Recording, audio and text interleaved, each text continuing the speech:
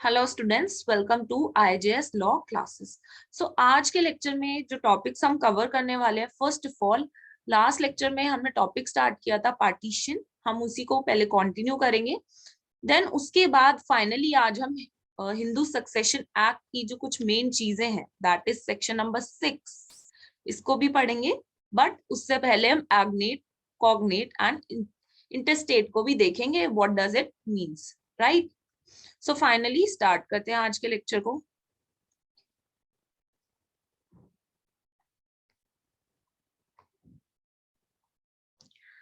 Partition. Students, partition से पहले मैंने आपको लास्ट लेक्चर में कोपार्सनरी का concept and Hindu joint family का कॉन्सेप्ट ऑलरेडी पढ़ा दिया था, राइट, क्योंकि ये बेसिक्स हैं, राइट। उसके बाद पार्टीशन के हमने 3 एसेंशियल्स देखे। First is formation of intention, second is declaration, ठीक, एंड थर्ड इज कम्युनिकेशन, ठीक। और कम्युनिकेशन भी तब जब वो पर्सन अलाइव हो, ठीक है, राइट।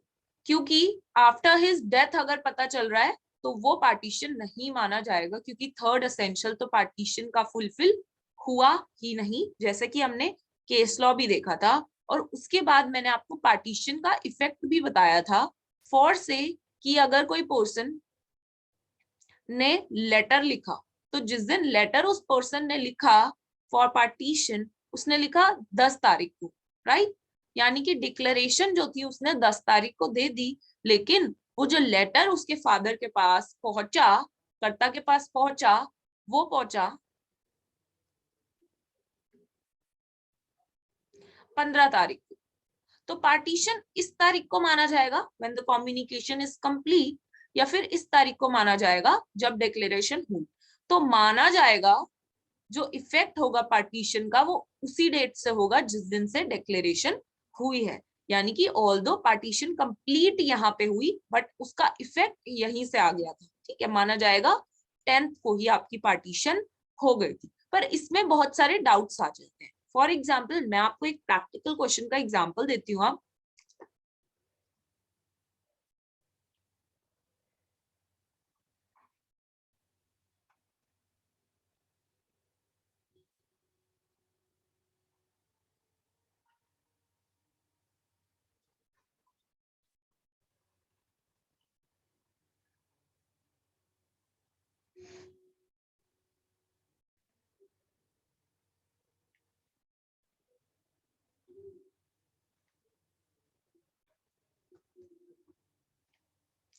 राइट, ये फादर है, S1 है, S2 है, अब इनके पास 9 एकर्स लैंड है, ठीक, 9 एकर्स इनके पास लैंड है।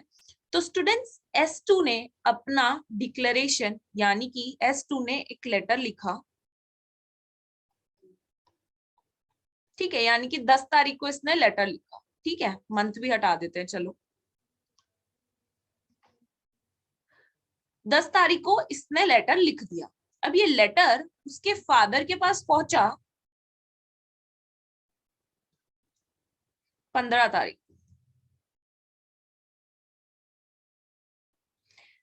मैंने आपको कहा था कि जिस दिन लेटर का यानी कि डिक्लेरेशन होगा, ऑल्दो कम्युनिकेशन यहाँ कंप्लीट हुई, पार्टीशन यहाँ कंप्लीट हुआ, लेकिन जो इसका इफेक्ट है हम मानेंगे जैसे कि 10 को ही पार्टीशन हो गया था। तो 9 एकड़ लैंड है, तो 10 को ही अगर हम इफेक्ट मान रहे हैं, तो उसके हिसाब से इसके पास भी 3 एकर्स लैंड आ गई, इसके पास भी 3 एकर्स लैंड आ गई, और इसके पास भी 3 एकर्स लैंड आ गई। ये तो सिंपल सी सिचुएशन, क्लियर? ओके, लिखिए चार्ट में।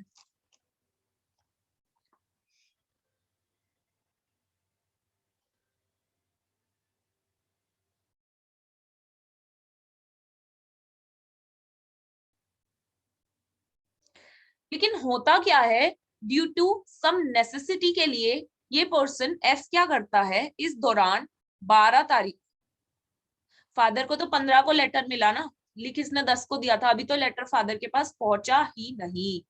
अब इस फादर ने 12 तारीख को कुछ लैंड सेल कर दी, नेसेसिटीज पूरी करने के लिए, फैमिली की या कुछ भी, ठीक है। तो इसने सेल कर दी 12 तारीख को 3 एकर्स लैंड, ठीक है। 9 में से 3 एकड़ लैंड हो गई, बची कितनी, अब फादर के पास 6 एकड़ ही लैंड बची। अब इसका लेटर आ जाता है 15 को कि भाई पार्टीशन करना है। ये कह रहा है ठीक है हो जाएगा।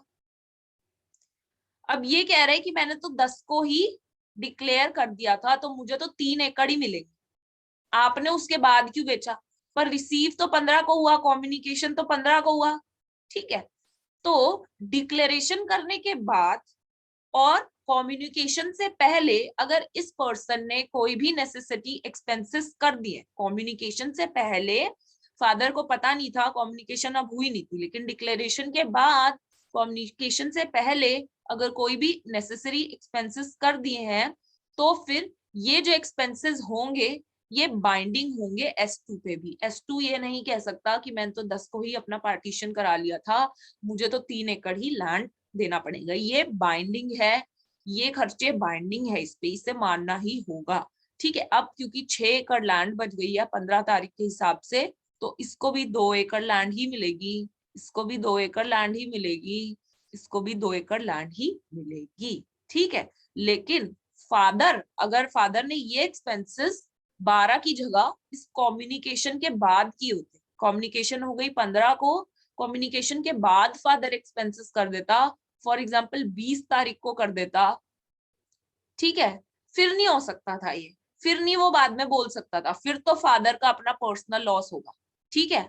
क्योंकि कम्युनिकेशन के बाद नहीं कर सकता, माना जाएगा कम्युनिकेशन हो गई, डिक्लेरेशन हो गया, उतना ही रहेगा, ठीक है, फिर तो इसे 3 एकड़ लैंड ही मिलेगा। लेकिन कम्युनिकेशन से पहले इसने कोई नेसेसरी एक्सपेंसेस कर दिए फैमिली के लिए, ठीक है, फैमिली के लिए, तो वो बाइंडिंग होगी। अब ये नहीं कह सकता कि मैंने तो 10 तारीख को ही दे दिया था, तो मुझे तो उस दिन के हिसाब से 3 एकड़ ही मिलने चाहिए, उसके बाद जो खर्चे हुए उसके बाद हुए, आई डोंट केयर, मुझे 3 ही दो। नो, ये चीज बाइंडिंग होगी इस पे, क्योंकि वो कम्युनिकेशन से पहले कर दी गई है। आई होप ये बात क्लियर होगी, ठीक है। चैट में लिखो ओके।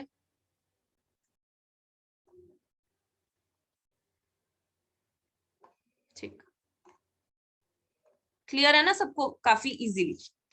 तो यही हमारा एक कॉन्सेप्ट था, ठीक है, बहुत आसान कॉन्सेप्ट है, इसमें कंफ्यूज होने की नीड नहीं है, ठीक है। ओके,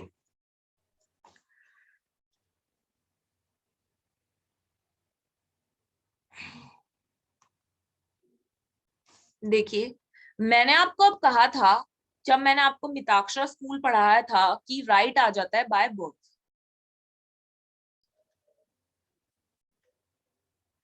है ना, बाय बर्थ हो, जैसे ही बर्थ हुआ उसका राइट आ गया, ठीक है। अगर वो जनरेशंस में आ रहा है तो कोपार्टनर बन गया। अब मैंने आपको कहा था कोपार्टनर, सिर्फ कोपार्टनर ही पार्टीशन क्लेम कर सकते हैं, पर अभी तो ये ए जस्ट पैदा हुआ है, पैदा होते के साथ ही ये क्या बन गया, कोपार्टनर बन गया, और कोपार्टनर बन गया तो ये पार्टीशन क्लेम भी कर सकता है। लेकिन अभी क्या है, ये माइनर है, तो क्या ये माइनर पार्टीशन क्लेम कर सकता है? तो हाँ, बिल्कुल कर सकता है, लेकिन ये माइनर सूट तो फाइल कर ही नहीं सकता, तो ये सीपीसी के अकॉर्डिंग जो है सूट फाइल करेगा, थ्रू नेक्स्ट फ्रेंड जो सूट फाइल करते हैं उस तरीके से ये सूट फाइल कर सकता है। तो ये एक छोटा सा कॉन्सेप्ट था, आई गेस ये भी क्लियर होगा, ठीक है। Right in the chat, minor भी पार्टीशन क्लेम कर सकता है, पर ये सूट नहीं फाइल कर सकता, तो ये सीपीसी के अकॉर्डिंग जो नेक्स्ट फ्रेंड है उसके थ्रू जो है सूट फाइल कर सकता है, ठीक है। इतनी सी तो बात क्लियर होगी।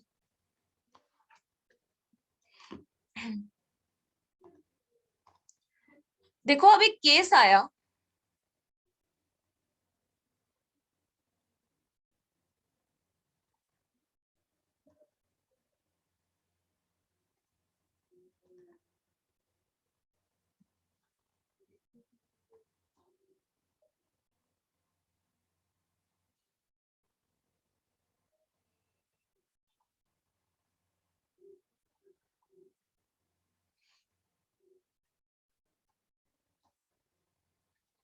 ठीक है।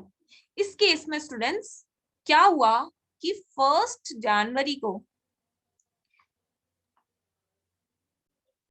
सूट फाइल किया गया बाय द माइनर, ठीक है।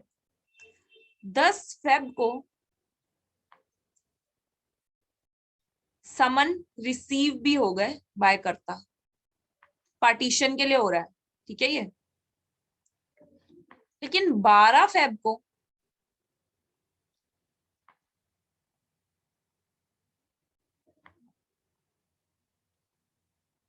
12 फेब को माइनर की डेथ हो जाती है, ठीक है। तो इसमें क्वेश्चन ये आया कि जब माइनर की डेथ हुई, तो इस माइनर का स्टेटस क्या था? क्या ये जॉइंट फैमिली का मेंबर होकर इसकी डेथ हुई थी, इसका स्टेटस है, या फिर सेपरेट स्टेटस है इसका, ठीक है, या फिर सेपरेट स्टेटस है इसका, ठीक है। अब देखिए, मैंने आपको 3 एसेंशियल्स बताए थे, formation of intention, declaration and communication. तो इस माइनर ने, ठीक है, यामिनी और आंसर इज राइट, क्या लॉजिक लगाया आपने? अनम्यूट करके बताइए। मैम क्योंकि इसी केस में ये हेड हुआ था कि जो नहीं, पार्टीशन आप मेरे को होगा, फैक्ट के हिसाब से लॉजिक बता दो बस, मैम इसके हिसाब पार्टीशन से। Will be, ma'am, it will be deemed that partition became effective on the date when the suit was instituted, that is 1st January. ये स्टेप्स बताइए, ये स्टेप्स कब कब हुए, इसमें दिख रहा हो तो। मैम 1st January को पार्टीशन मतलब डीम कर लिया जाएगा, तो यानी कि that minor became or he got separated from his family, he got a separate share on 1st Jan. Communication किस दिन पूरा हुआ?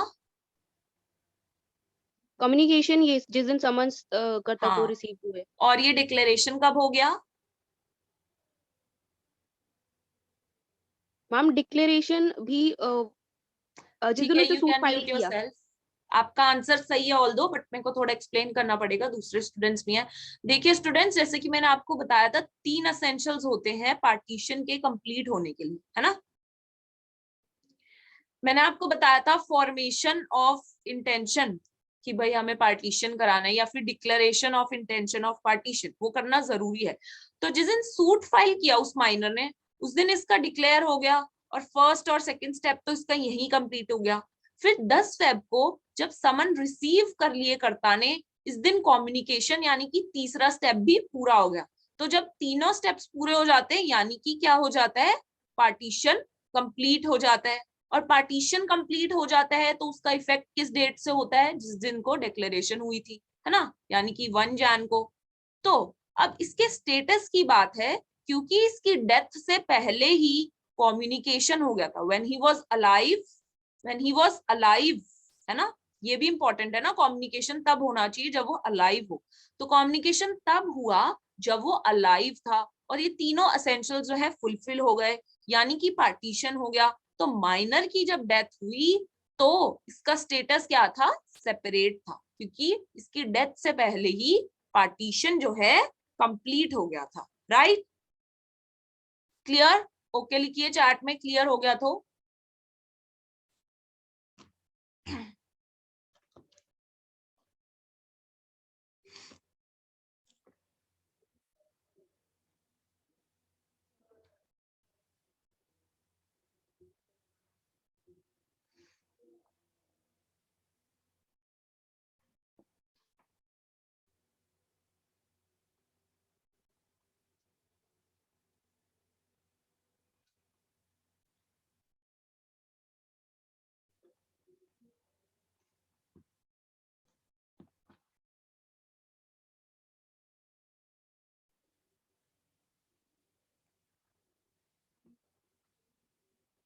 देखिए, एक बार अगर आपने डिमांड कर लिया पार्टीशन, तो क्या आप उसको विड्रॉ कर सकते हो, वापस ले सकते हो? अगर ले सकते हो तो कब तक? कोई बता सकता है? Ma'am, until the communication of intention has been made, the partition मतलब can be revoked. Demand for partition can be revoked. Before the communication is complete, ठीक है, Yes. ओके। जैसे ही जो कॉन्ट्रैक्ट वाला कॉन्सेप्ट होता है, ऑलमोस्ट केसेस में वही वाला जो चीजें हैं विड्रॉल की, कम्युनिकेशन कब हुआ, वही आधे से ज्यादा कॉन्सेप्ट इसमें लग रहे हैं। तो आपकी जो डिमांड है पार्टीशन की, वो विड्रॉ भी की जा सकती है बिफोर कम्युनिकेशन वाली stages complete, right? Okay, now अब हमने पार्टीशन हिंदू जॉइंट फैमिली का कॉन्सेप्ट देख लिया, कोपार्सनरी हमने देखा, उसके बाद हमने पार्टीशन का कॉन्सेप्ट भी देख लिया। फाइनली, राइट नाउ, फाइनली अगर हम सक्सेशन पे जाते हैं स्टूडेंट्स, तो आपको बेस क्लियर होना जरूरी था, इसीलिए मैंने आपको ये 3 कंसेप्ट्स कराए। और मैं बार बार रिपीट कर रही हूँ, don't go before logic, logic के पीछे नहीं जाना आपको। अगर आपको सक्सेशन समझना है तो आपको लॉ के पीछे जाना है, आपको रूल्स के पीछे जाना है, आप रूल्स याद कर लीजिए, right? Okay, now next topic पे चलते हैं।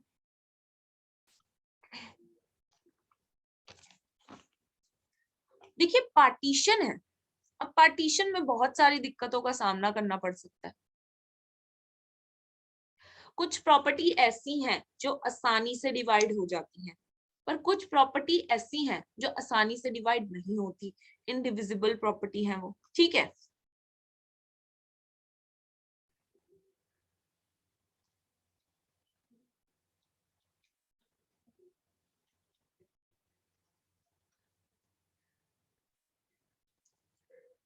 तो कोर्ट कहता है कि भाई अगर वो डिविजिबल प्रॉपर्टी है, जिन्हें डिवाइड किया जा सकता है, तो आप उसे डिवाइड कर दो।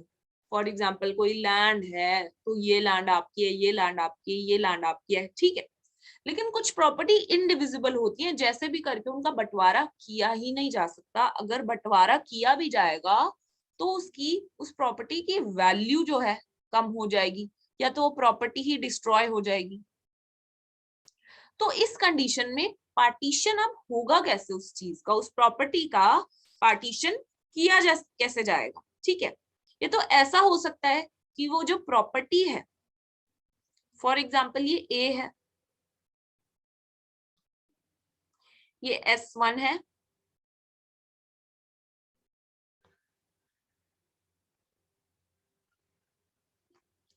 और ये S2 है, ठीक है?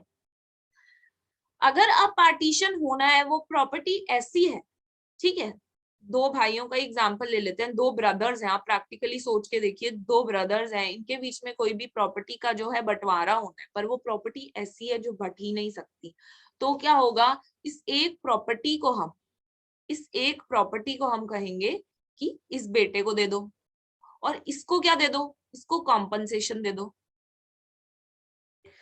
जितने की वो प्रॉपर्टी है। जैसे ये 1 लाख की प्रॉपर्टी है कोई, ठीक है? अब 1 लाख की प्रॉपर्टी इसको दे दी, ठीक है? अगर हम इसको बांट देते तो 50K और 50K की प्रॉपर्टी आ जाती दोनों के पास, लेकिन क्योंकि ये बट ही नहीं सकती, तो हम क्या कर देंगे, ये प्रॉपर्टी किसी एक को दे देंगे। अब इसके पास 1 लाख की प्रॉपर्टी आ गई, तो 50K ये इसको दे देगा, ठीक है? S1 50K S2 को दे देगा। इतनी सी बात क्लियर है? चार्ट में ओके लिखिए फटाफट।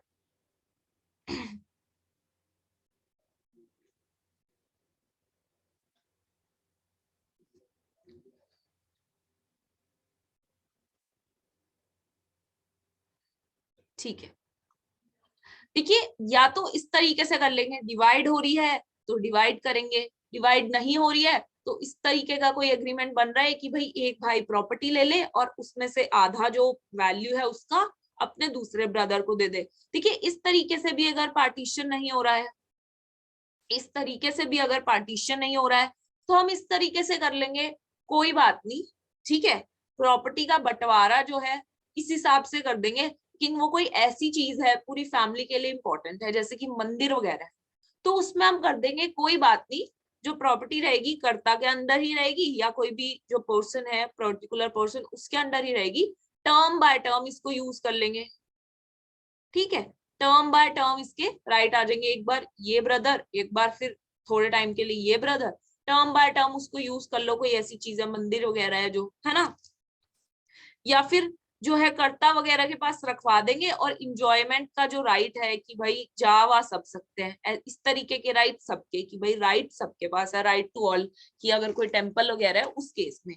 तो इस तरीके के एग्रीमेंट्स फैमिली बना सकती है। ये कुछ सॉल्यूशंस दे दिए गए, ऑब्वियसली इंडिविजिबल है वो प्रॉपर्टी, अब कुछ तो करना पड़ेगा, या तो उसको बांट दो, जो पहले वाला सॉल्यूशन है वही ऑल्दो ज्यादा चलता है, बट फिर भी अगर नहीं हो पा रहा है तो ऐसा हो जाता है टर्म बाय टर्म उसके यूज के जो राइट्स है टर्म बाय टर्म रख देते हैं, कुछ इस तरीके की कंडीशंस डाली जा सकती हैं। ठीक है, ओके।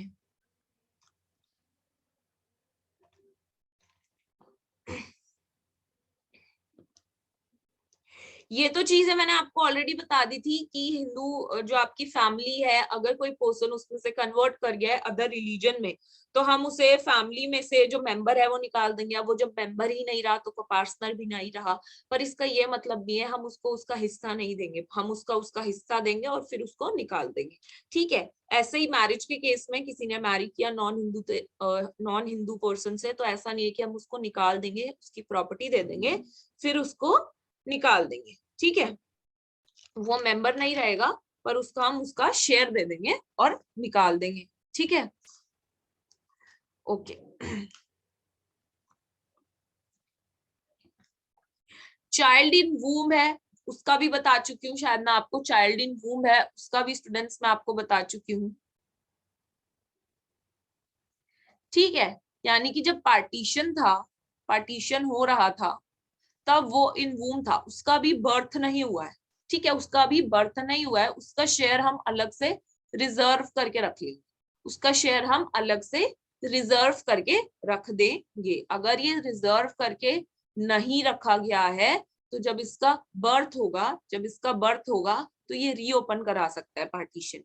ठीक है, ओके।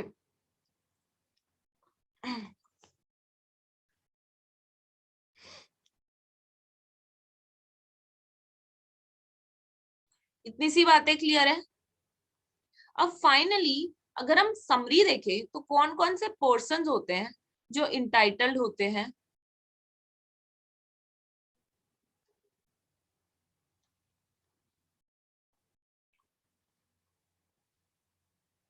ओके, ठीक है, चाइल्ड इन वूम का मैं आपको पहले समझा देती हूँ। देखिए जो चाइल्ड है वूम में है, ठीक है, उस टाइम पे अगर पार्टीशन हो रहा है, जब वो अपने मदर के वूम में है उस टाइम पे पार्टीशन हो रहा है, तो हमें ऑलरेडी पता है एक और चाइल्ड आने वाला है, वूम में है वो अभी। तो अगर इस दौरान जब ये वूम में है, ठीक है, तब अगर हम पार्टीशन कर रहे हैं तब हम इसका अलग से शेयर निकाल के रख देंगे, इसका शेयर हम अलग से निकाल के रख देंगे। ठीक है, फिर जब इसका बर्थ हो जाएगा तो ठीक है इसको इसका शेयर दे दिया जाएगा, लेकिन इसका बर्थ हो गया, इसका बर्थ हुआ, चाइल्ड ने देखा कि मेरा तो कोई शेयर ही नहीं निकाल के रखा गया, मैं तो वूम में था ना जब पार्टीशन हुआ, तो मेरा शेयर क्यों नहीं निकाल के रखा गया। तो इस बात के लिए ये रीओपन करा सकता है पार्टीशन, फिर से पार्टीशन किया जाएगा और इसका शेयर इसको दिया जाएगा। ठीक है, child born after partition, partition हो गया है ना, चाइल्ड बॉर्न होता है पार्टीशन के बाद, उसका कोई इफेक्ट नहीं है, वो वूम में होना चाहिए उस टाइम, जिस टाइम पार्टीशन हुआ या तो वो एग्जिस्टेंस में है या तो वो वूम में है। ठीक है, अपनी मदर की कोख में है वो उस टाइम पे। ठीक है, उसका एग्जिस्टेंस होना जरूरी है, ये नहीं है कि फ्यूचर में तो पैदा होगा तो पहले ही निकाल के रख दो, है ना, वूम में होना जरूरी है। अगर पार्टीशन हो गया, सब कुछ हो गया, उसके बाद वो लेडी, पार्टीशन के बाद वो लेडी प्रेग्नेंट हो रही है, उसके वूम में उसके बाद आ रहा है, तो उसका भी कोई इफेक्ट नहीं होगा।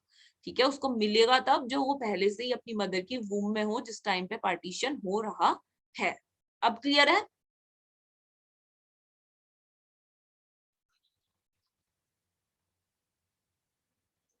ठीक है,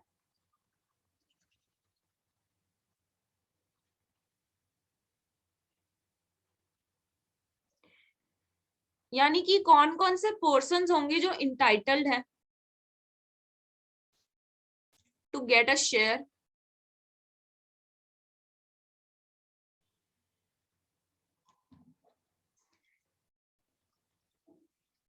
at the time of partition.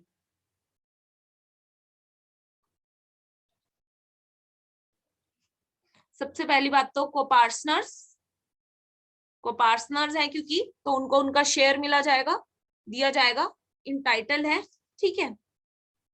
दूसरी बात, जो सन बॉर्न होते हैं, जो चाइल्ड बॉर्न होते हैं वॉइड या वॉइडेबल मैरिज के अंदर, ठीक है, जिनको under section 16 Hindu marriage act के अंदर डीम किया जाता है लेजिटिमेट, होते नहीं है वो, लेकिन डीम किया जाता है लेजिटिमेट उनकी जस्ट और जस्ट प्रोटेक्शन के लिए। तो इनका भी एंसेस्ट्रल प्रॉपर्टी में कोई भी राइट नहीं होता, यानी कि जब पार्टीशन होगा एंसेस्ट्रल प्रॉपर्टी का, तब इनका कोई भी राइट नहीं होगा। इनका राइट कब होता है? सिर्फ और सिर्फ अपने फादर की सेपरेट प्रॉपर्टी में, ठीक है, उसके अंदर इन्हें मिलेगा। लेकिन जब ये कोपार्टनर्स के बीच में पार्टीशन हो रहा है तब इन्हें कुछ भी नहीं मिलेगा, क्योंकि ये लेजिटिमेट नहीं, डीम्ड लेजिटिमेट है। समझ गए? अंडरस्टूड? तीसरी बात, ये तो हो गए डीम्ड लेजिटिमेट। इसके अंदर ही एक और पॉइंट था, तीसरे तो हो गए बिल्कुल ही इलेजिटिमेट, जिनके अंडर सेक्शन 7 हमने बोला था ना सेरेमनीज तक नहीं हुई, और वो वॉइड और वॉइडेबल के अंदर तो आते ही है, सेरेमनीज तक नहीं उनकी कंप्लीट हुई है ना, तो उनको बिल्कुल हमने कहा था कि उनको तो बिल्कुल ही कोई प्रोटेक्शन भी नहीं दी गई, उनको तो बिल्कुल बास्टर्ड्स ही कहा गया है, तो उनका तो कोई भी राइट ही नहीं बनता है, तो क्लेम ही नहीं कर सकते हैं फादर से। ऑल्दो माता तो उनकी लेजिटिमेट ही है ना, मदर से वो इनहेरिट कर सकते हैं, लेकिन फादर से वो क्लेम नहीं कर सकते। ऑल्दो जो उनके फादर होंगे, फिटेटिव फादर, वो देना चाहते हैं तो ठीक है, बट वो क्लेम नहीं कर सकते क्योंकि वो इलेजिटिमेट है, कोई भी प्रोटेक्शन भी नहीं दिया गया। लेकिन माता तो उनकी लेजिटिमेट ही होगी ना, उसकी कोख से जन्म लिए, तो मदर की जो इनहेरिटेंस है उस पर वो इनहेरिट कर सकते हैं। इतनी सी बात क्लियर है।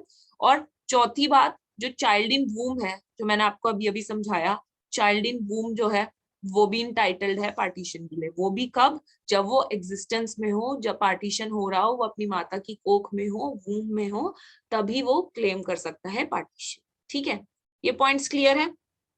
ये पॉइंट्स क्लियर है?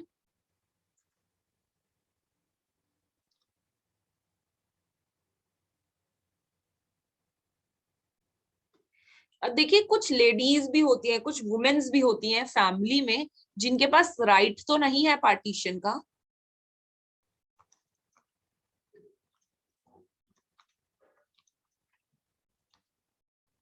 जिनके पास राइट तो नहीं है पार्टीशन का, वो क्लेम नहीं कर सकते पार्टीशन करो पार्टीशन करो, है ना, वो क्लेम तो नहीं कर सकते। लेकिन जब भी पार्टीशन होगा, द मोमेंट पार्टीशन होगा, इनका ऑटोमेटिकली हिस्सा निकाल के इन्हें दे दिया जाएगा। ये खुद नहीं बोल सकते कि पार्टीशन करो नहीं, लेकिन जब भी पार्टीशन होगा इन्हें इनका हिस्सा निकाल के दे दिया जाएगा। किस किस को? मदर को,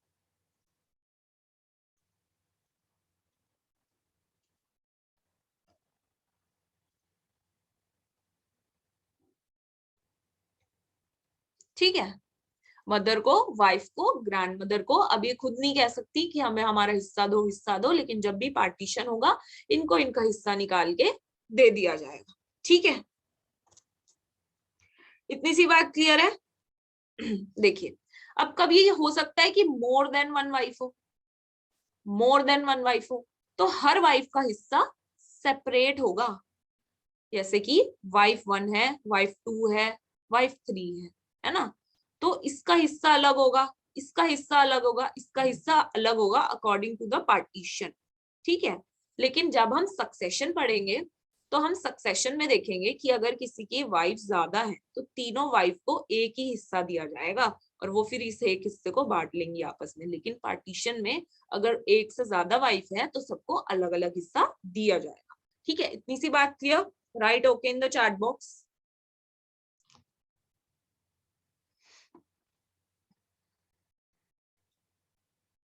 और पार्टीशन होगा कैसे? पार्टीशन होगा कैसे? दो जनरेशन को बांट, दो दो जनरेशन करके बांटा जाएगा। फॉर एग्जाम्पल,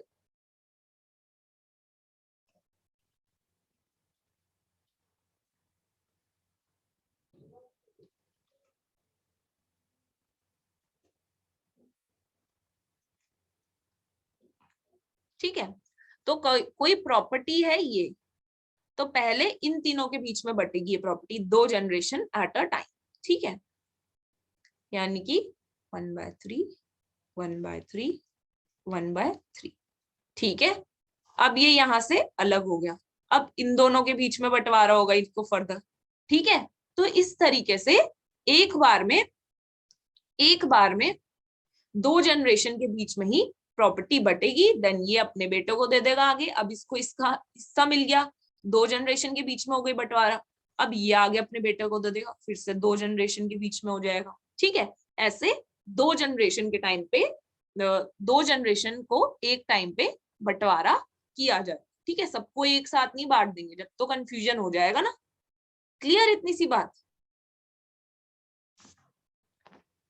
ओके, लिखिए जल्दी से, आगे चलते हैं फिर।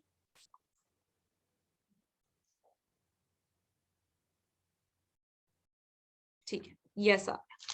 अब क्योंकि हमारे सारे टॉपिक्स क्लियर हो गया, हिंदू, जॉइंट फैमिली, कोपार्सनरी और पार्टीशन, ठीक है। अब हम चलते हैं finally Hindu succession act.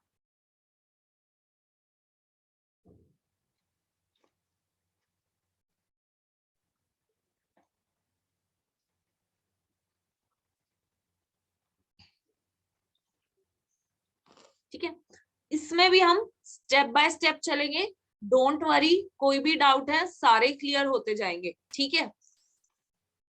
Okay, कोई भी डाउट्स आए जस्ट वेट, नेक्स्ट क्लॉज में हो सकता है वो क्लियर हो जाए, नेक्स्ट क्लॉज में हो सकता है क्लियर हो जाए। तो वंस वो सेक्शन कंप्लीट हो जाए उसके बाद आप देखिएगा आपको क्लियर हो जाएंगे डाउट्स। मैं डायग्राम बना के एट अ टाइम आपको समझाती भी जाऊंगी, ठीक है। और कुछ स्टूडेंट्स को हो सकता है कैलकुलेशंस करने में भी प्रॉब्लम हो, तो कैलकुलेशन कैसे करनी है मैं वो भी बता दूंगी, डोंट वरी, ठीक है। देखिए, सबसे पहले तो होता है डिफाइंस, इसके अंदर कुछ वर्ड्स यूज किए गए हैं डिफरेंट, जो अभी तक आपने नहीं पढ़े होंगे। सबसे पहले तो हम उनको ही देख लेते हैं। सबसे पहला वर्ड है इंटीस्टेट। इसका क्या मतलब होता है, कोई बता सकता है? When a person who dies without making a will as to the disposition of his property. देखिए, अगर कोई व्यक्ति बिना विल बनाए उसकी डेथ हो जाती है, ठीक है। फॉर एग्जाम्पल ये एफ है, फादर है, फादर के पास अपनी कोई सेपरेट प्रॉपर्टी है, एंसेस्ट्रल वाले की बात नहीं कर रही मैं, एंसेस्ट्रल है तो कोपार्सनरी है ऑब्वियसली, तो वो कैसे कैसे जानी है वो ऑलरेडी डिसाइडेड है। अब लेकिन इसके फादर के सेपरेट हिस्से की हम बात कर रहे हैं, इसका कोई हिस्सा है और ये इनकी डेथ हो जाती है बिना कोई विल बनाए, तो इनकी प्रॉपर्टी आगे कैसे किसके पास जाएगी? तो अगर विल है, अगर ये विल बना के गए हैं तो ठीक है वो अप्लाई होगा, बट अदरवाइज विल नहीं बना के गए तो हिंदू सक्सेशन एक्ट जो है अप्लाई हो जाएगा। हिंदू सक्सेशन एक्ट के हिसाब से जो भी आपको क्लास 1, क्लास 2, एग्नेट्स, कॉग्नेट्स, बहुत सारी क्लासेस दे रखे हैं, उस हिसाब से जो है प्रॉपर्टी आपकी डिस्पोज हो जाएगी। इतनी सी बात क्लियर? तो इंटरस्टेट वो पर्सन है जो जिसकी डेथ हो जाती है विदाउट मेकिंग अ विल। अगर वो विल बना के गए होते तो कोई दिक्कत होती नहीं, उनकी प्रॉपर्टी चली जाती जिसके नाम पे वो विल बना के गए थे, बट वो विल बना के गए नहीं, तो उनकी प्रॉपर्टी का करें क्या, क्या करें वही बताया हमें हिंदू सक्सेशन एक्ट के अंदर, ठीक है। इतनी सी बात क्लियर है? अब इसके अंदर और क्या वर्ड्स हैं? टेस्टिमेंट्री। टेस्टिमेंट्री क्या होता है?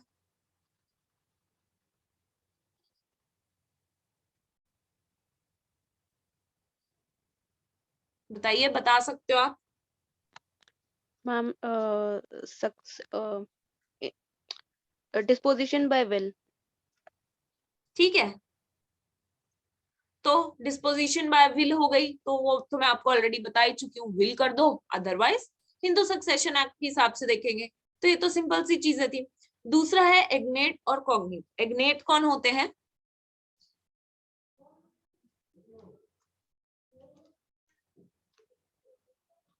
बता सकता है कोई?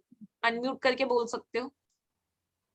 When two persons are related through males only. ठीक है, देखिए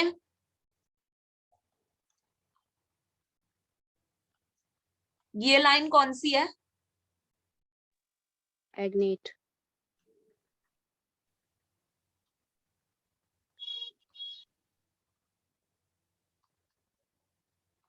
और ये लाइन कौन सी है? कॉग्नेट, सीधी सी बात ये है, हमारे पास जो रिलेशंस आ रहे हैं थ्रू मेल हमारे पास जो रिलेशंस चले जा रहे हैं वो है एग्नेट, और थ्रू फीमेल जो हमारे चल रहे हैं, थ्रू फीमेल कैसे, ये डॉटर है, डॉटर के बच्चे हुए, है ना, तो थ्रू फीमेल जो रिलेशंस आ रहे हैं वो होते हैं कॉग्नेट। ठीक है, इतनी सी बात क्लियर है। अभी हम इसको और डिटेल में देखेंगे, बट अभी के लिए आप ये समझ लीजिए, एग्नेट वो रिलेशंस होते हैं जो थ्रू मेल चले आ रहे हैं, बेटा, उसका बेटा, परपोता, ठीक है, और कॉग्नेट वो रिलेशन होते हैं जो कि फीमेल से आ रहे हैं, जैसे बेटी, उसकी बेटी, ठीक है। तो एग्नेट और कॉग्नेट में यही अंतर है, और हम आगे डिटेल में देखेंगे, अभी के लिए आप इतना ही इसको समझ लीजिए, ठीक है। उससे पहले इसमें क्लास 1 क्लास 2 के हेयर्स भी हैं, वो कौन है वो भी हम आगे देखेंगे, ठीक है। ये टर्म्स अभी तक क्लियर है?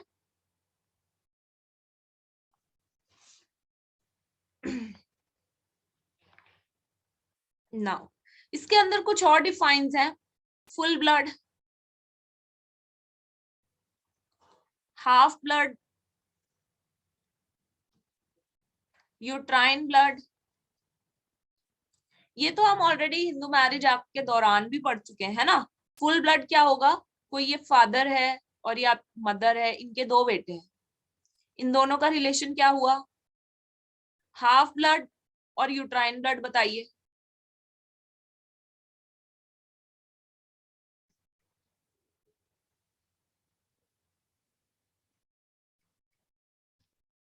यूट्राइन यानी कि यूट्रस, यूट्रस यानी कि मदर, यानी कि मदर कॉमन है और फादर अलग अलग है, तो ये दोनों भाइयों का रिश्ता आपस में क्या हुआ, यूट्राइन ब्लड का। एंड सिमिलरली हाफ ब्लड है जिसके अंदर की मदर्स अलग अलग है।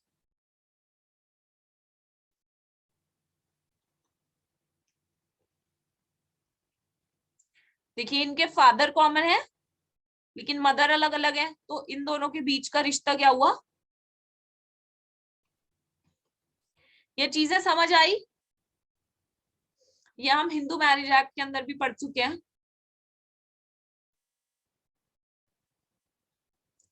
उसके बाद आ जाता है हमारा कस्टम्स। कस्टम्स मैं ऑलरेडी रिपीट नहीं करूंगी, आप वो लेक्चर जाके देख सकते हो। कस्टम्स हमने बहुत ब्रीफ में डिस्कस किया ऑलरेडी कि भाई कस्टम्स जो है क्या होते हैं, लॉन्ग टाइम से विदाउट इंटरवेंशन यूज किए गए हैं, ठीक है।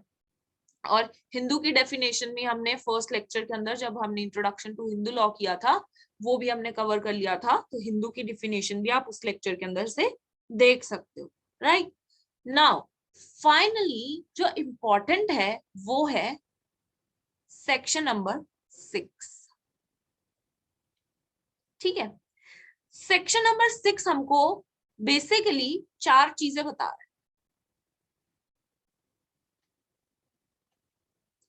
पहली बात तो ये कि जो डॉटर है वो भी कोपार्टनर है। दूसरी बात, जो डॉटर है उसका भी एब्सोल्यूट राइट है। तीसरी बात, नोशनल पार्टीशन क्या होता है।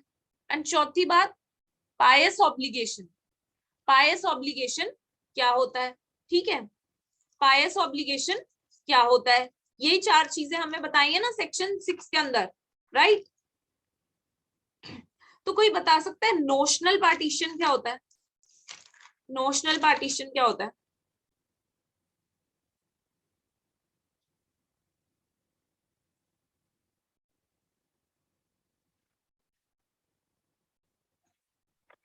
Ma'am, when intestator dies, it will be deemed that before his death, a deemed partition has happened.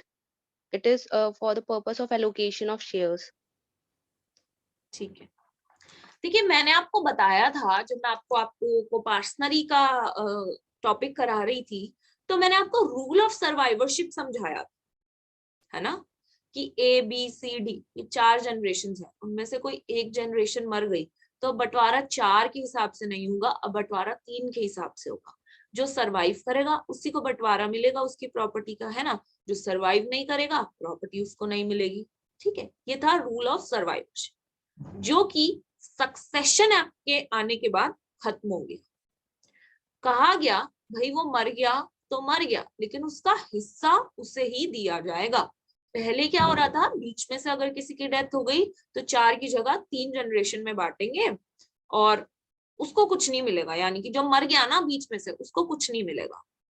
लेकिन इसके अंदर इस रूल को हटा दिया गया, रूल ऑफ सर्वाइवरशिप खत्म हो गया। जो डेथ हो गई उस पर्सन का हिस्सा रिजर्व करके रखेंगे, फिर उस पर्सन का वो हिस्सा आगे कैसे जाता है, ठीक है, आगे सक्सेशन के हिसाब से उस पर्सन का हिस्सा दिया जाएगा।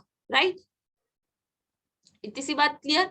तो ये रूल होता है नोशनल पार्टीशन का। अब हो सकता है आपको नहीं समझ आया हो, तो हम इसके लिए इसके डायग्राम से देखेंगे। तो हम एक एक करके सारी क्लॉज को समझते हैं। देखिए, सबसे पहले हम फर्स्ट सबसेक्शन को देखें तो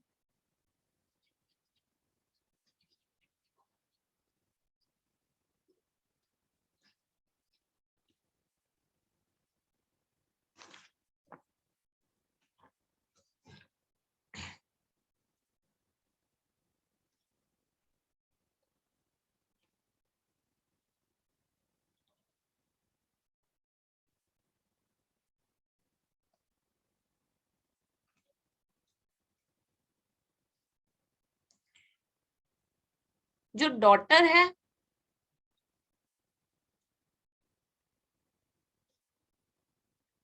दो 2005 में एक अमेंडमेंट की गई थी, ये तो मैं आपको बहुत बार बता चुकी हूँ, याद भी हो गया होगा। जो डॉटर्स हैं, पहले वो कोपार्टनर्स नहीं होती थी, लेकिन अब वो भी कोपार्टनर है। ठीक है, वो अब कोपार्टनर है। राइट, अब कोपार्टनर है तो मैंने आपको बताया था, कोपार्टनर है तो उनके पास राइट भी होता है पार्टीशन का।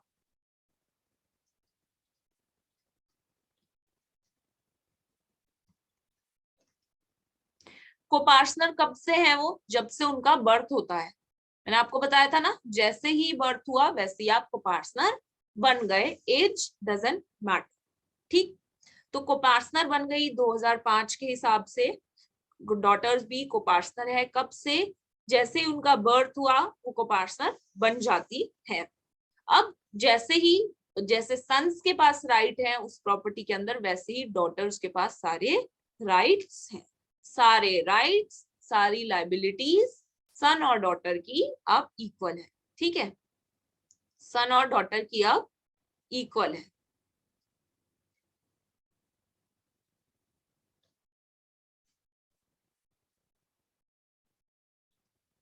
ठीक है, पहले क्या होता था, जो आपकी कोपार्टनरी प्रॉपर्टी है उसके अंदर कोई हिस्सा नहीं दिया जाता था डॉटर्स को, लेकिन अब उस रूल को चेंज कर दिया। जो कोपार्टनरी प्रॉपर्टी है आपकी, उसमें से भी डॉटर्स को हिस्सा दिया जाएगा, उसमें भी डॉटर को कोपार्टनर बना दिया गया। ठीक है, देखिए मैं आपको एक डायग्राम से समझाने की कोशिश करती हूँ पहले की सिचुएशन।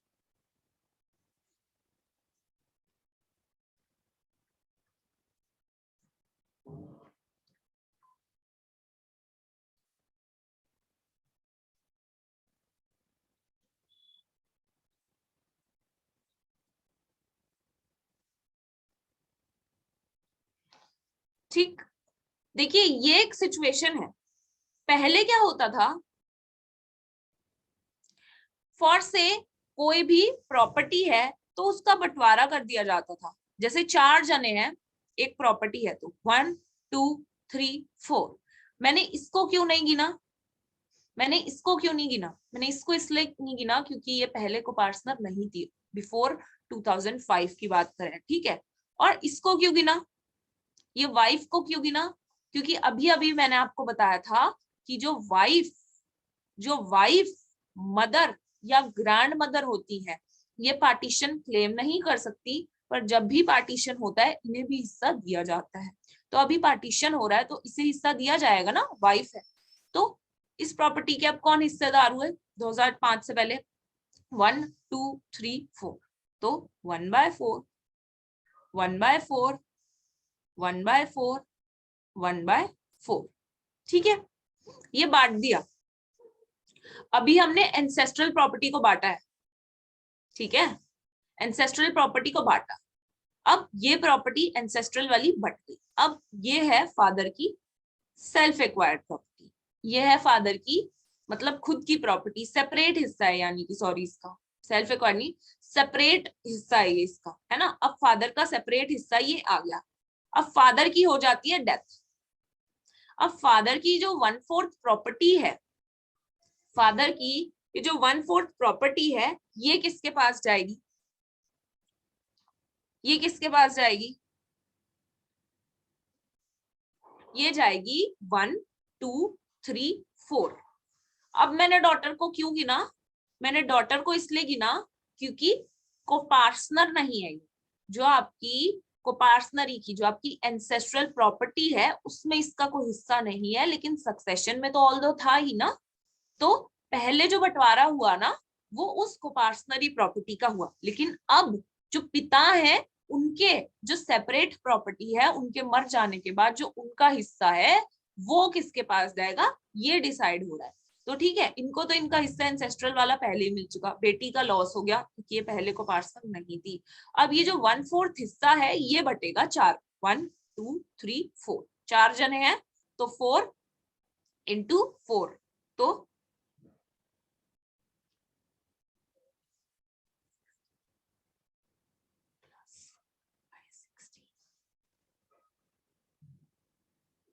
अब देखिए बेटी का लॉस हो गया ना, अगर ये कोपार्टनर होती तो उसे एंसेस्ट्रल प्रॉपर्टी यानी कि जो कोपार्टनरी प्रॉपर्टी थी उसमें से भी हिस्सा मिलता 1/4 का, जो इन सभी को मिला है। लेकिन डॉटर जो है पहले नहीं होती थी कोपार्टनर, तो उसे उस कोपार्टनरी प्रॉपर्टी में से कोई भी हिस्सा नहीं मिला। ऑल्दो सक्सेशन के हिसाब से जब उसके फादर की डेथ हो गई तो सक्सेशन के हिसाब से जो फादर की सेपरेट प्रॉपर्टी थी उसमें से इसे हिस्सा मिला, ठीक है। तो पहले इसे ये 1/4 हिस्सा जो का पार्सनल प्रॉपर्टी का था वो नहीं दिया जाता था। इतनी सी बात क्लियर है।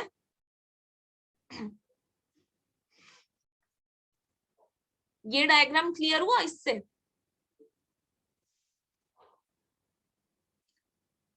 ठीक है। अब देखिए आफ्टर 2005 क्या होता है,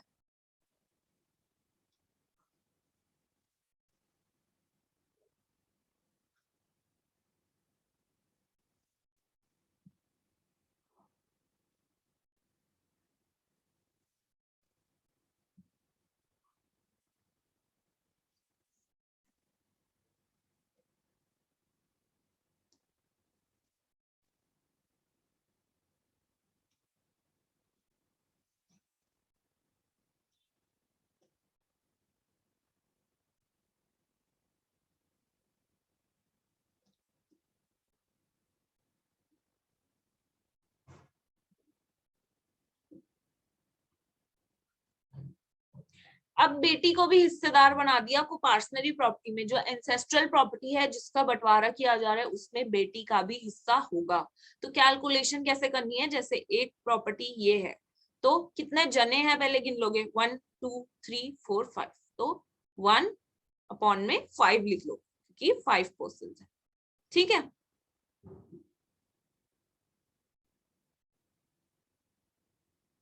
ठीक, ये तो हो गया एंसेस्ट्रल प्रॉपर्टी का। अब सबके जो है हिस्से आ गए।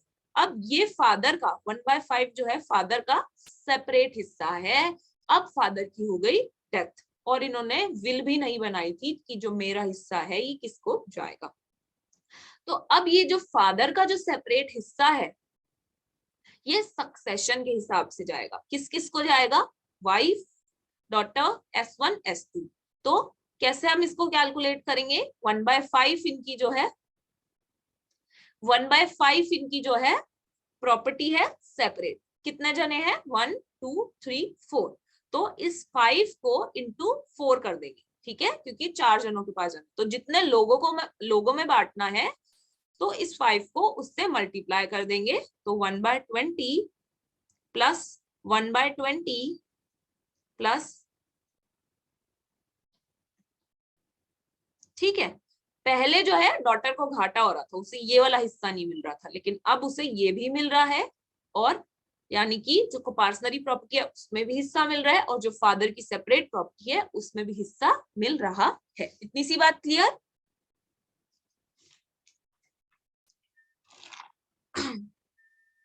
ओके, कैलकुलेशन भी करना आ गया। अगर किसी स्टूडेंट को प्रॉब्लम होती थी, ठीक है, कैसे करना है, जितने लोग होंगे उतने को ही डिनोमिनेटर से मल्टीप्लाई कर दो।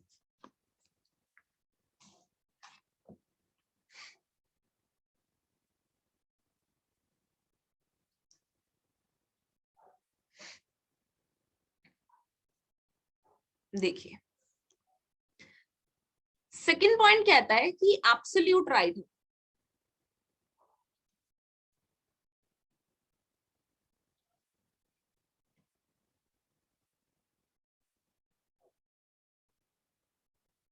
आफ्टर पार्टीशन सेपरेट प्रॉपर्टी हो गई थी ना फादर की। अब आफ्टर पार्टीशन वो फादर की सेपरेट प्रॉपर्टी है, उसकी मर्जी वो अपना सेपरेट वाला हिस्सा किसको देना चाहता है।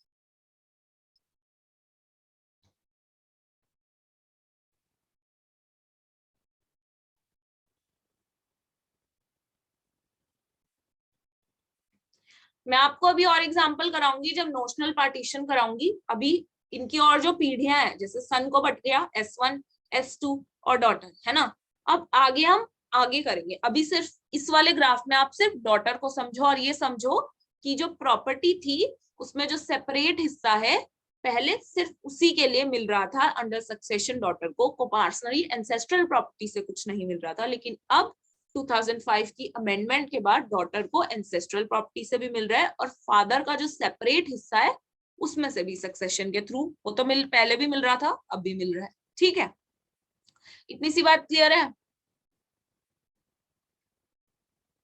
ओके, एब्सोल्यूट राइट कि भाई अब जो डॉटर है अब वो कोपार्टनर बन गई, कोपार्टनर बन गई तो पार्टीशन भी क्लेम कर सकती है, पार्टीशन क्लेम कर सकती है, राइट।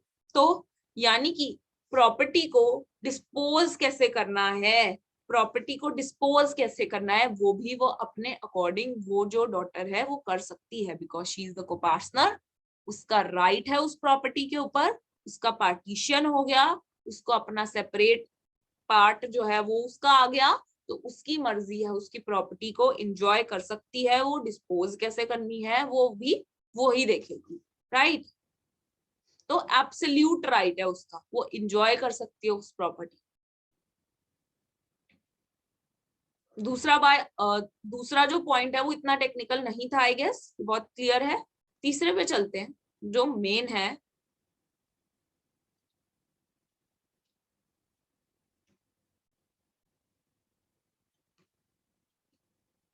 देखिए, पहले क्या था, राइट और रूल ऑफ सर्वाइवरशिप। अब जो है रूल ऑफ सर्वाइवरशिप हट गया था। तो अब क्या हुआ, जो पर्सन की डेथ होगी, जिस भी पर्सन की डेथ होगी, फॉर एग्जांपल ये है फादर की डेथ हो गई, इनकी वाइफ है,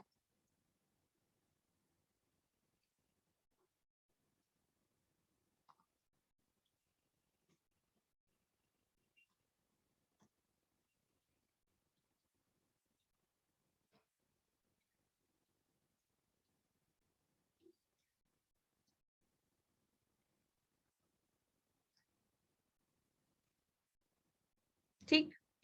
अब देखिए फादर की डेथ हो गई तो सक्सेशन कैसे करेंगे हम फादर की प्रॉपर्टी का, हमें तो यही नहीं पता फादर की सेपरेट प्रॉपर्टी कितनी है, क्योंकि जो एंसेस्ट्रल प्रॉपर्टी है उसमें तो पूरी फादर की थोड़ी है, उसमें तो खुद ब खुद ही उसकी बेटी बेटे का जो को पार्टनर है खुद भी खुद उनका भी हिस्सा है ना। तो पहले फादर की सेपरेट प्रॉपर्टी को हम निकालेंगे, उसके बाद ही तो सक्सेशन एक्ट अप्लाई होगा ना।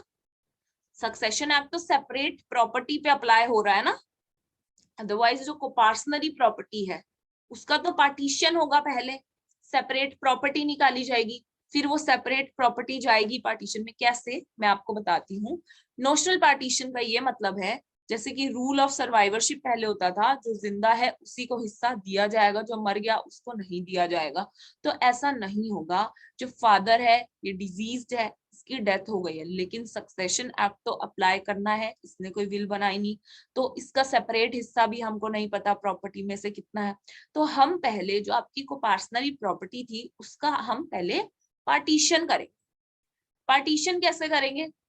मैंने आपको बोला था एक टाइम पे 2 जनरेशन के बीच में ही पार्टीशन होता है। तो जो एंसेस्ट्रल प्रॉपर्टी है सबसे पहले हमने उसका पार्टीशन कर दिया। कैसे कर दिया? एक प्रॉपर्टी है एंसेस्ट्रल, उसके 4 हिस्से करेंगे, क्योंकि एक बार में 2 जनरेशन के बीच में होता है, ये है ना 2 जनरेशन, है ना। तो 1/4, 1/4, 1/4 एंड सन को भी मिलेगी 1/4। ठीक है, ये हो गया। अब क्या होगा? जो फादर है इसका ये हिस्सा आ गया 1/4, इसका ये हिस्सा आ गया 1/4। ठीक, नोशनल पार्टीशन का कंसेप्ट समझ रहे हो? समझ आ रहा है ना सबको इतना?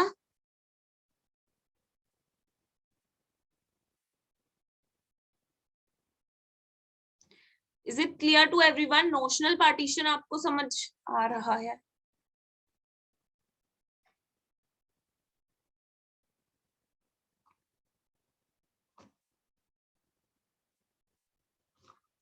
ठीक है, देखिए अगर ये पार्टीशन हो गया एक बार यहाँ पे, तो अब ये फैमिली जो है ना ये अलग हो गई। चलिए हम इसमें ये एग्जांपल देते हैं कि एफ अभी मरा नहीं, ठीक है, एफ अभी मरा नहीं है, वो जिंदा है। तो अभी वो जिंदा है तो सेपरेट पार्ट उसने अपने पास ही रख रखा है, पर पार्टीशन हो गया।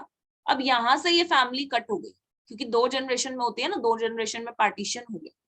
अब इसको जो 1/4 जो हिस्सा है स्टूडेंट्स, ये एंसेस्ट्रल प्रॉपर्टी से आया है, यानी कि इस पे इसकी मर्जी नहीं चलेगी कि ये विल बना दे। इसका ये सेपरेट हिस्सा नहीं है, इसमें इसके बेटों का, ठीक है, इसमें इसके बेटों का, आगे जनरेशन का भी हिस्सा है। तो अगर एस को विल बनानी है अपनी प्रॉपर्टी के रिगार्डिंग, तो उसे इस प्रॉपर्टी में से पहले अपना हिस्सा अलग करना होगा, क्योंकि इस प्रॉपर्टी में खुद ब खुद इसके बेटे का भी हिस्सा है, जिससे वो अपने बेटे को अलग नहीं कर सकता, क्योंकि एस की खुद की प्रॉपर्टी नहीं है, एस को भी अपने एंसेस्टर से आई है ना।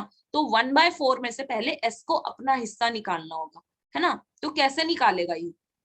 अब मैंने आपको बताया था कि भाई जब भी एंसेस्ट्रल प्रॉपर्टी का पार्टीशन होगा तो वाइफ को भी हिस्सा दिया जाएगा, तो उसकी वाइफ है ना।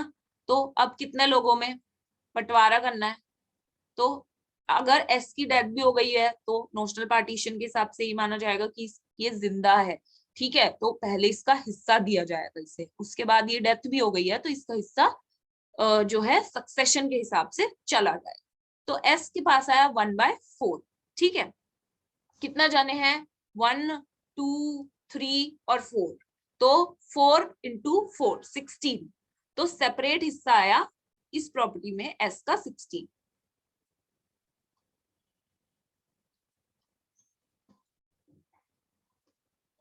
ठीक है, अब इतना हिस्सा जो है सेपरेट बच गया एस का। अब एस की मर्जी है कि इसकी विल कराना चाहता है कि मेरे मरने के बाद किसके पास जाएगी। इसने विल करा रखी थी तो ठीक है, अगर नहीं करा रखी थी तो ये 1/6 हिस्सा जो है ये कैसे जाएगा आगे? ये कैसे जाएगा आगे वो हम देखते हैं। देखिए अब 1/6 हिस्सा है ये, इसने विल नहीं करा रखी, सक्सेशन से जाएगी अभी। तो कैसे जाएगी? कोई कैलकुलेट करके बता सकता है?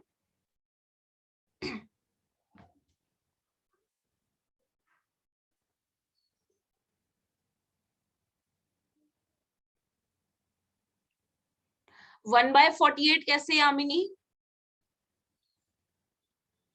कितने पर्सन आपने कंसीडर किए?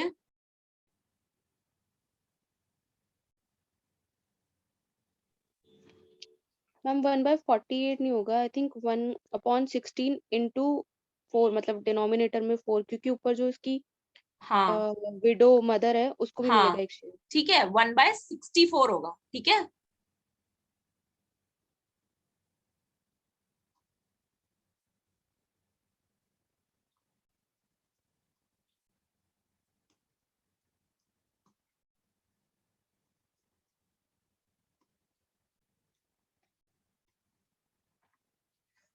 क्लियर? हो सकता है कुछ स्टूडेंट्स को प्रॉब्लम आ रही हो। देखिए स्टूडेंट्स, जब तक आप रूल्स याद नहीं करेंगे, रूल्स देखिए आप याद कीजिए। देखिए यामिनी को रूल याद था कि मदर और वाइफ को भी हिस्सा देंगे, जब भी बंटवारा होगा मदर और वाइफ को भी हिस्सा देंगे। देखिए तो उसने याद रखा रूल्स को, तो वो आंसर बिल्कुल सही सॉल्व कर पाई, राइट। तो इसी तरीके से आपको रूल्स याद रखना है, आपको क्लियर हो जाएगा। रूल ये है कि पहले एंसेस्ट्रल प्रॉपर्टी है उसका बंटवारा कीजिए, ठीक है। आपका फिर सेपरेट हिस्सा जो है वो आ जाएगा। सेपरेट हिस्सा आ गया, फिर विल बनानी है तो विल बना दो, आपका सेपरेट हिस्सा है वो, या फिर वो सक्सेशन के हिसाब से चला जाएगा। तो इस केस में भी यही हुआ। आई होप आपको क्लियर हो गया स्टूडेंट्स। बाकी स्टूडेंट्स को भी क्लियर हुआ, अदरवाइज मैं रिपीट भी कर सकती हूँ स्टूडेंट्स।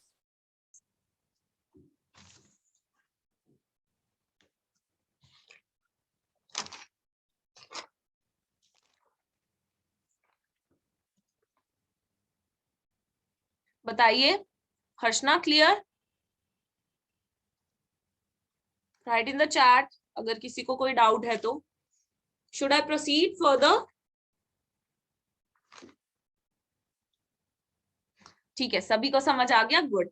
ठीक है, अब इसकी सबसेक्शन 4 क्या कहता है ये?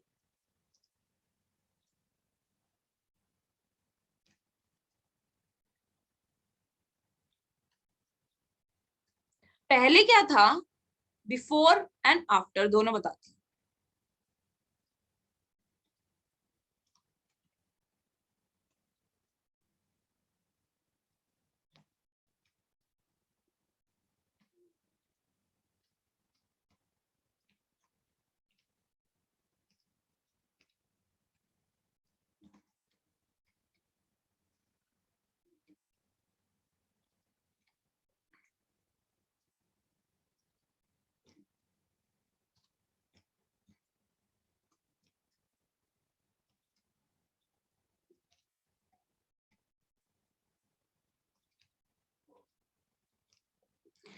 देखिए कोई कॉन्सेप्ट समझा सकते हैं इसका? ये तो बहुत सिंपल है, लिख भी दिया मैंने स्क्रीन पे जो हेडर्स हैं इसके। पायस ऑब्लिगेशन क्या होता है?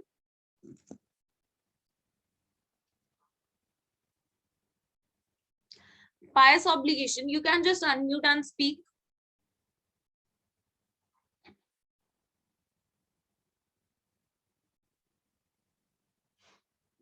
Unmute and speak.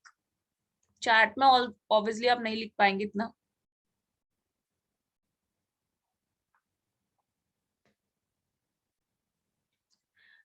ओके, देखिए मैं ही समझाती हूँ। पायस ऑब्लिगेशन यानी कि क्या कहा जाता था कि भाई जब तक आप अपने एंशिएंट की, हमारी थ्योरी क्या थी कि भाई जो भी अपने कर्ज हैं मरने से पहले आप चुकता करके जाओ, भर के जाओ, अदरवाइज आपको मोक्ष नहीं मिलेगा।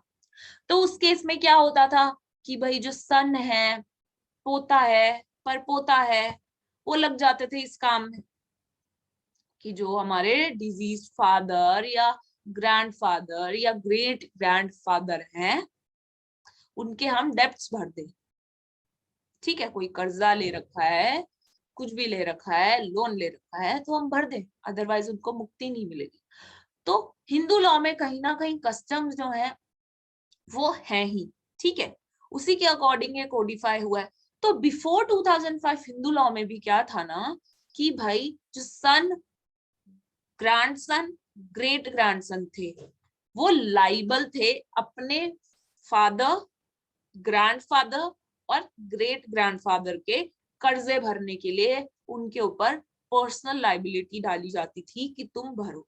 लेकिन आफ्टर द अमेंडमेंट ऑफ 2005 ये कर दिया कि भाई इनकी पर्सनल लाइबिलिटी नहीं है, इनकी पर्सनल लाइबिलिटी नहीं है। जो कर्जा लिया था इनके फादर ने लिया था, इनके ग्रेट ग्रैंडफादर ने लिया था या ग्रेट ग्रैंडफादर ने लिया था, उसके लिए आप इनको, इनके ऊपर पर्सनल लाइबिलिटी नहीं डाल सकते। ठीक है, फॉर एग्जाम्पल अगर उन्होंने कोई लोन ले रखा है बैंक से, फादर ने कोई लोन ले रखा था बैंक से, अब फादर की डेथ हो गई और लोन तो भरा नहीं गया, लोन तो भरा नहीं गया, तो ऐसा हो सकता है कि फर्स्ट ऑफ ऑल ये ऑप्शन दिया जाएगा, अगर सन के पास आती है वो प्रॉपर्टी, तो सन जो है बैंक का लोन भरे, है ना, प्रॉपर्टी भी तो मिली है ना उसके बदले में सन को, ठीक है। अदरवाइज ये भी नहीं होता तो बैंक क्या करेगा, उठा के जो है property according to the procedure of the court वो प्रॉपर्टी सेल करके अपनी जो है रेस्ट ऑफ द लोन का जो अमाउंट है वो ले लेगा। लेकिन पर्सनल लाइबिलिटी बेटे के ऊपर नहीं डाली जा सकती कि भाई अब तुम अपनी जेब से भरो उसका खर्चा, ठीक है, अब तुम अपनी जेब से भरो उसका खर्चा। तो 2005 के बाद ऐसा नहीं हो सकता, ठीक है। तुम पर्सनली उसको बोलो कि तुम अपनी जेब से भरो, कहने का मतलब है पर्सनल लाइबिलिटी उनके ऊपर नहीं आती। किसके ऊपर, सन, ग्रैंडसन, ग्रेट ग्रैंडसन, मतलब हुआ कि फादर, ग्रैंडफादर, ग्रेट ग्रैंडफादर का लिया हुआ कर्जा, ठीक है। ऑल्दो इस पायस ऑब्लिगेशन को थोड़ा सा मैं आपको और डिटेल में समझाऊंगी नेक्स्ट लेक्चर में, ठीक है। Okay, so I don't think अभी तक किसी को कोई डाउट होगा। Rule by rule, step by step हम चलेंगे। ऐसा नहीं है कि सिर्फ मैं आपको कैलकुलेशंस बता दूंगी, अब मैंने आपको कैलकुलेट कैसे करना है वो भी बता दिया स्टूडेंट्स, ठीक है। तो this was all for today's lecture.